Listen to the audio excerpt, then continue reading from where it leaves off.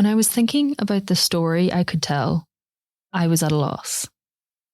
Then I realised that right now, like Richard Papin in The Secret History, this is the only story I know how to tell.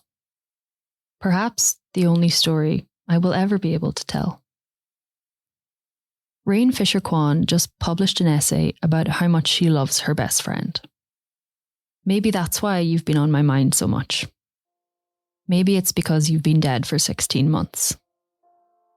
Maybe it's because you're somewhat always in the back of my mind. I found out you died on the evening of the 12 pubs of Christmas.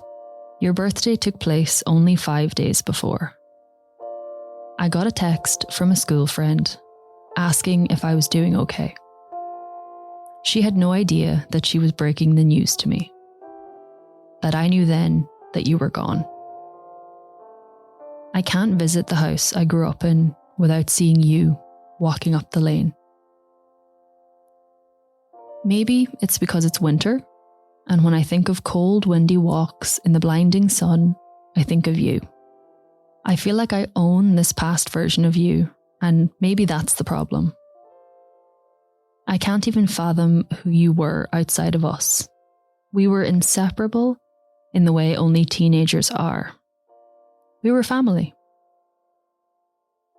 It's 10 years this year since the summer we brought sand into our bedrooms every single day for 3 months straight. Since we walked up the road at 6 a.m. and revelled in the glorious silence, imagining a world where it was just us two, and how fucking great that would be. If only everybody else would just leave us alone. I wish you'd lived long enough to hear Salt Circle by Eliza McLam. I don't know what to do with the grief I feel. I visited your grave in September. It's beside the beach we spent summers, winters, eternities on. We used to talk about where we'd like to be buried one day. I always said, at sea. I don't know if I feel that way anymore. You always said something else. 10 years ago, on Christmas Eve, I went to your house. I was the only friend from school who you ever allowed to visit your home, because we were practically neighbours. I knew which one was your window.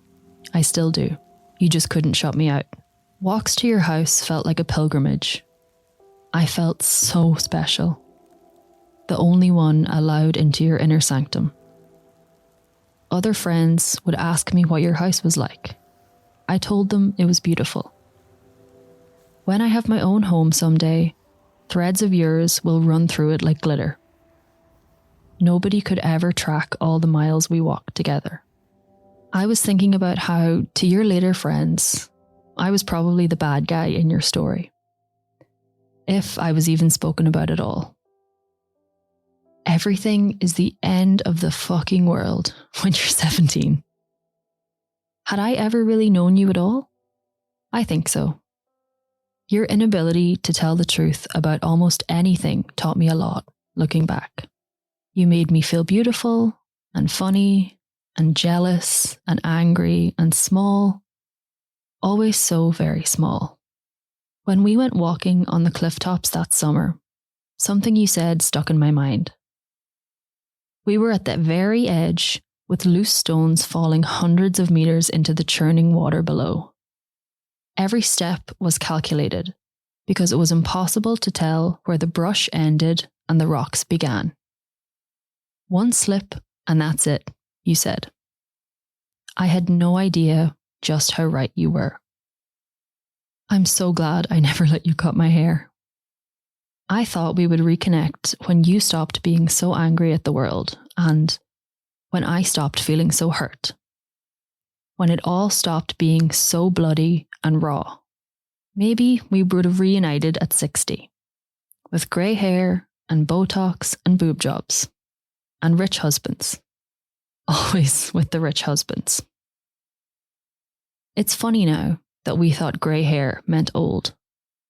I'm 27 now, and sprout more greys every single day. I wish I could have seen you with some, You probably have hated it though.